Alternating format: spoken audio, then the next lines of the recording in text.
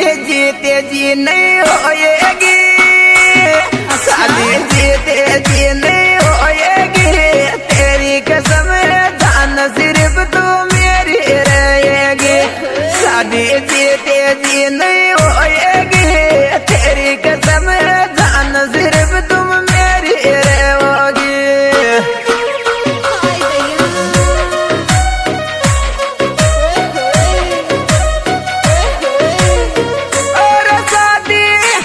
शादी जीते जी नहीं